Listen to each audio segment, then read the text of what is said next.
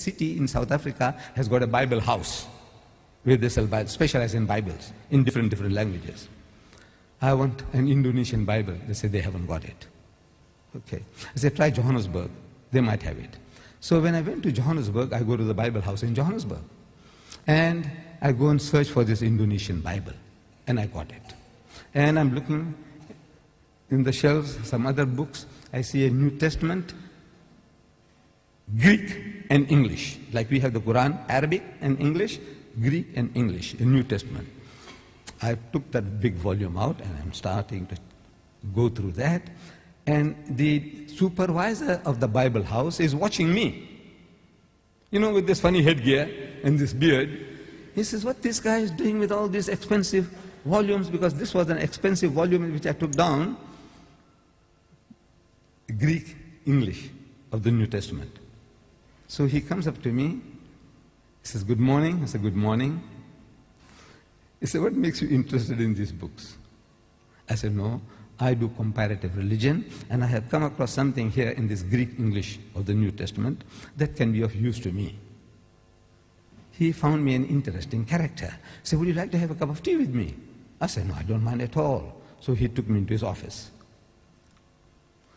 I said, now, you know, we believe in Jesus. And this was something astonishing to this supervisor. And all the supervisors in South Africa of the Bible houses are retired reverends. This was a Reverend Dunkers. He's amazed. I says, you know, we believe in Jesus and in his miraculous birth. And so saying, I started repeating these verses from the Quran. That we believe. And when I read it, he said, no, this is the same like my book. What you are saying now, that when the good news is given to Mary, the mother of Jesus, in the Holy Quran, she says, قَالَتْ رَبِّ أَنَّ يَكُنُ لِي وَلَدٌ وَلَمْ يَمْسَسْنِي بَشَرٌ. She said, oh my Lord, how can I have a child when no man has touched me? Which means physically, sexually. No man has touched me. So the angel says, قَالَ كَذَلِكَ اللَّهُ يَخْلُقُ مَا يَشَاءُ. Even so, Allah creates what He wills. إِذَا قَضَى أَمْرًا فَإِنَّمَا يَقُولُ لَهُ كُنْ فَيَكُونُ. Whenever He decrees a matter, He merely says to it, be, and He wills it and the thing comes into being. So the Reverend says, man, this is the same as my book. I said, yes, on the face of it, it's the same. But if you look at it intently, you'll find the difference between my version and your version is chalk and cheese. You people know chalk and cheese? You know the difference between chalk and cheese? The Canadians didn't know. The Canadians, I'm telling you, when I went to Canada, I spoke about chalk and cheese. They didn't hear that phrase before. We, the English-speaking people in South Africa, we know, everybody knows chalk and cheese. Chalk and cheese may look like white, but it says that's poles apart. You can't eat chalk, but you can eat cheese. No? But the Canadians didn't know. The Canadians didn't know. I'm telling you. I don't know whether you people know. Difference between chalk and cheese. The poles are, in other words, poles apart. So they said, how?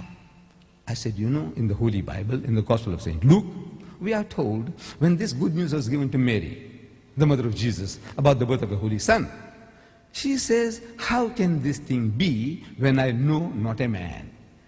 In the biblical language, know means sex. No to know means knowing sexually. Not she doesn't know a man. She knows her uncle, her fathers, her neighbors. Surely she knows other men. But no. No in the biblical language means sex. In the Quran it says, no man has touched me. Again, it means not touched me, means had sex. Both the Quran and the Bible are saying the same thing. The replies to them are revealing. In the Holy Bible, the answer to Mary's protest was that the Holy Ghost will come upon thee. I'm reading the Bible to you. Luke. The Holy Ghost will come upon thee, and the power of the Most High will overshadow thee. Now that gives you a mental picture. The Holy Ghost is a person. That's what the Christians say. The Father is a person, the Son is a person, and the Holy Ghost is a person, but they're not three persons, but one person. I don't know whether you heard that expression before. But He's a person. This Holy Ghost will come on Mary. How? See, it gives you in your mind. It makes you think, how? Like a man and a woman, like a bull on the cow. How? The Almighty will overshadow her. How? No, it gives you a mental picture. So I'm suggesting that it gives you a mental picture. How the Holy Ghost will come on her. We know it's a miracle. We agree it's a miracle. But the language that you are using, the language is down-to-earth language. The Quran says, وَإِذَا قَضَى أَمْرًا فَإِنَّمَا يَقُولُ لَهُ كُن فَيَكُونُ. For God to create Jesus without a human father, he says, kun, he says, be, and it is. For him, it's just to will it, and he comes into being. So, I'm asking the Reverend, I said, now, between these two versions, we are both trying to say the same thing. We are both trying to give the same message, that he was born miraculously. There's no doubt about that. But I said, which version would you prefer to give to your daughter? The Quranic version or the biblical version? We are both trying to say the same thing. He said, he bowed his head down in shame, and he said he would prefer to give the Quranic version. This is Reverend Dunkers, the head of the Bible Society in Johannesburg.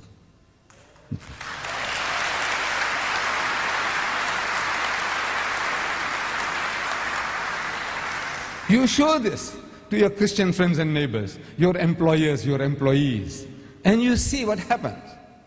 If they start being funny, then I will show you other ways.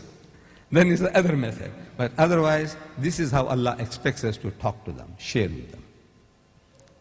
So the story is that in these verses, the story is that the mother of Mary, she was barren for a long period of time. And she prayed to God. So, oh my Lord, if you give me a child, I'll devote my child for temple services, for your service. I will dedicate her. And God heard her prayer, and she became pregnant from her husband. And in time she delivered the child. And the child happened to be a female. And she was disappointed. She had vowed that child she will dedicate, imagining, thinking it will be a son, a male. But it happened to be a female. What is she to do? She had vowed. So she bides her time when Mary was big enough that she can look after herself, her toiletries and all that. She takes this child to the temple for handing over. And the priest in the temple of Jerusalem, they're seeing this beautiful child. Everybody wants to be a godfather. You know godfather? That's how the Westerners say, to look after the child as his own. Everyone says, look, I'll look after the child. The other one says, I'll be the godfather. I'll look after the child. And there's competition. So they started casting lots. Head or tail, head or tail. And it came to the turn of Zechariah. Zechariah won the toss. The father of John the Baptist. He won the toss. But in things like this, there's always a dispute. You say, you didn't play fair. You didn't throw the dice nicely. So there was a dispute. So the Quran says, the Quran tells us that, oh Muhammad, you were not there when they cast lots with arrows as to which of them should be charged with the care of Mary, nor was thou with them when they disputed the point. How do you know these things? How does Muhammad know? He is an illiterate man, a man who doesn't know how to read or write. How does he know this? So Allah gives the answer. كَذَلِكَ مِنْ أَنْبَاءِ الْغَيْبِ نُوحِيهِ إِلَيْكَ. This is part of the tidings of the things unseen, which we reveal unto thee, O messenger, by inspiration. This is how he got this knowledge. Whatever is given to him, he's got no choice, he's got to utter them. That Mary, a Jewess, the mother of Jesus, she is a woman chosen above the women of all nations. It doesn't make sense. When the Jews were looking down upon the Arabs for 3,000 years, do you know that? They said Father Abraham had two wives, Sarah and Hajara. Sarah and Hagar. We, the Jews, they say we are the children of Sarah. The first son through Abraham, Isaac. And from Isaac to Jacob, and Jacob to Judas, and Judas and his brethren, the 12 tribes of Israel, Jacob and all 12 tribes of Israel, and we are the Jews, the chosen people. Coming from this noble ancestry of Abraham through Isaac. Ishmael is the son of Hagar, Bibi Hajara. Ishmael is the first son, and through him the Arabs. They are cousins.